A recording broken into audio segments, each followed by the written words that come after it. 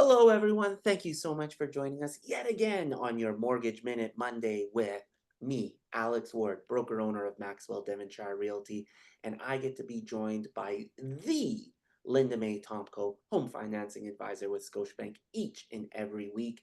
And this week, she is going to be defining to you, are you a first-time home buyer? Lots of questions about it, lots of confusion about it, because there's the term first time home buyer, and then there's actually what it means as far as a lender or any of the Canadian programs. So, Linda May, shed some light on us. What is a first time home buyer? And the reason we're touching on this is because of all this new incentives that the government has brought out. So we talked about it last week with how they increased, the insured amount to 1.5, and then they brought out the first time home buyer. You can go up to 30-year amortization. So I just wanted to clarify with everybody on here, what exactly is a first time home buyer? And of course, we know if you've never purchased a house in Canada or purchased a home in Canada, then you would be considered a first time home buyer. Doesn't matter your age. I mean, obviously you need to be over the age of 18. But it doesn't matter. You can be 18 through 100. And if you've never purchased a home in Canada, you would be considered a first-time home buyer. Now, where the question lies is what happens if you have purchased a home in the past, but let's say there was a marital breakdown or a separation of some kind, or let's say you left the country and moved away for a period of time. How does that now define you in Canada as a first-time home buyer?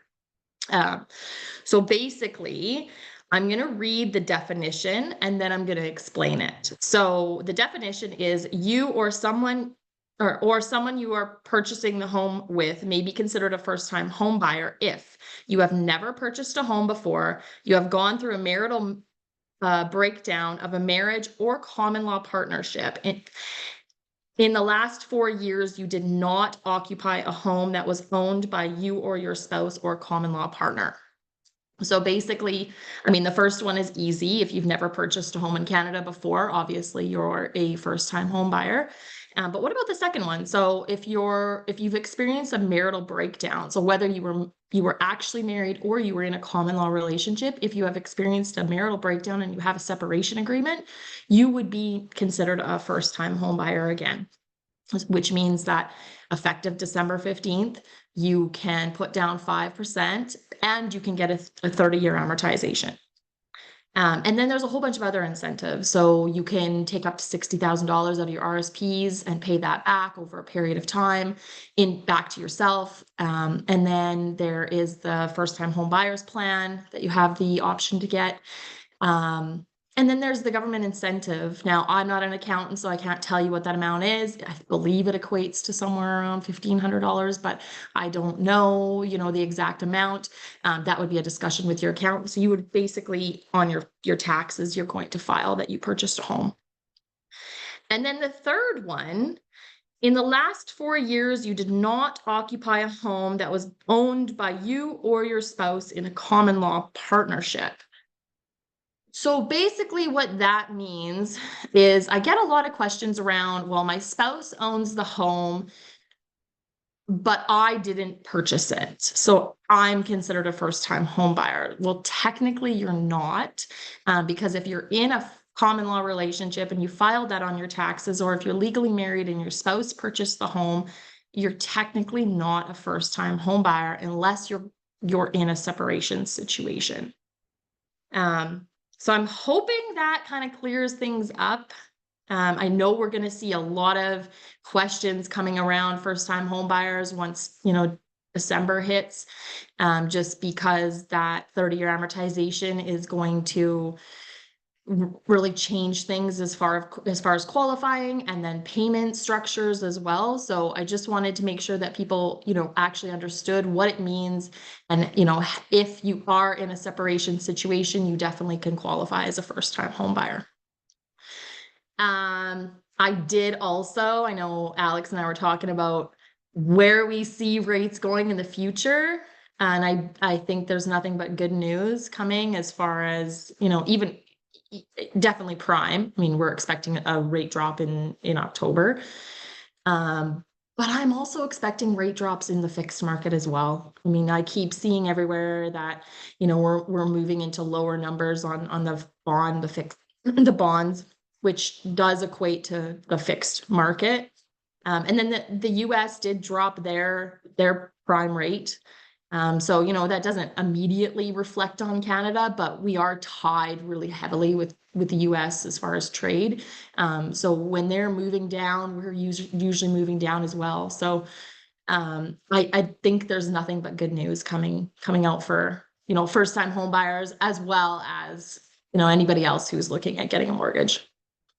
Yeah, no, we're both on the same page. We definitely think rates will be a lot lower by the end of this year than they are today. So that is good news if you're looking at buying, which just means it's going to continue to push the real estate market in the Edmonton and Alberta area.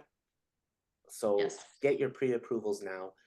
Hedge your bet. If rates go down, that's a benefit to you because you still can um, block your rate, right? So you're Yeah. protected on the if it goes Yeah. down, but you're also protected just on the off chance that they go back up as For, well. for Then sure. great idea for your pre-approval amount because you're going to be based off of the qualifying rate anyways right now.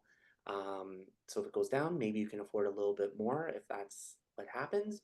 But And just to touch on that, and I know we've talked about this in the past, and we will do more information sessions on this, but what a qualifying rate is your rate plus 2%. So your current rate that you're getting plus 2%, and or 5.25, whichever one is greater.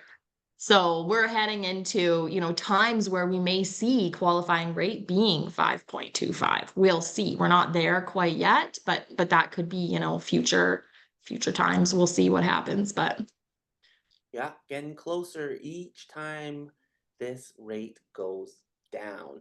But I also and wanted just to touch on the first time home buyer a little bit more because you had mentioned some of the programs. And what about the first time home buyer's account? Is that still the same thing where the same qualifications have to be for it?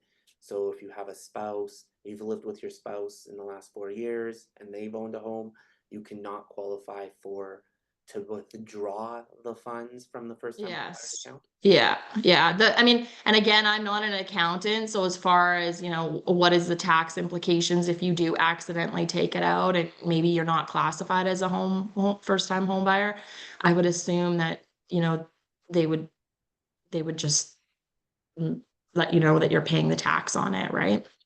Um, Now, from what I can gather, again, not being an accountant, is it depends on what your taxes, what you filed on your taxes, right? So if you're claiming you're a first time home buyer, but you filed as common law and your common law spouse owns that property, you're not a first time home buyer. Or if you're married.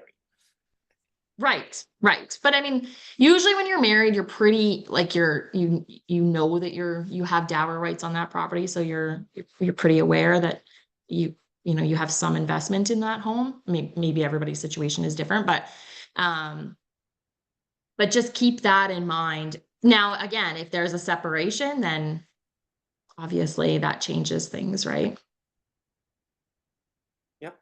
And And we as a bank, just keep that in mind, we do need the separation agreement. So you have people that are, they're yeah, we're separated, but there is no separation agreement. We do need the separation agreement in order to show that. if they're going as a first time home buyer. For even for any mortgage, if they're separated and they're applying for a mortgage, we do have to see the separation agreement because if there's any sort of um like child payments or spousal support payments, we have to work that into the application as well. So Right. Well, isn't that wonderful? fun Great way to times. start on Monday. So if you want to pre-plan Yeah. your first time home buyer, just know that you cannot be married if you're spouse or common law partner and you have resided in a home that the other partner has owned over the last 4 years. So I know that is a common question and definitely one that comes up here all the time as well. So I'm glad that We've now shed some light on what the true definition is because it's confusing. You for sure are a first-time home buyer. You haven't bought. Yeah, it is confusing, right? And you don't want to ever give wrong information. So, like we can advise, and then I would always say check with your accountant, because I'm not going to be the one that's paying. Alex, as your realtor, is not going to be the one that's paying if you do withdraw to your RSPs and you are not a first time home buyer. It's going to be your taxes so coming on. So you want to make sure you're checking that. Yeah, Obviously, if you've never bought a house in Canada, you're good to go. But it's the other situations that you just want to make sure you follow up. 100%. Now, I'm going to throw the info down in the group, in the comment box below, so you can reach out to Linda-May Tomko directly if you have any specific questions about your specific situation, because she is the expert and she can direct you to the proper channels if necessary. But I'm Alex Ward, broker owner of Maxwell Devonshire Realty, and that was Linda-May Tomko of Home Financing Advisor with ScotiaBank, and we can't wait to see you next Monday. See you, everyone. Guys, have a good week.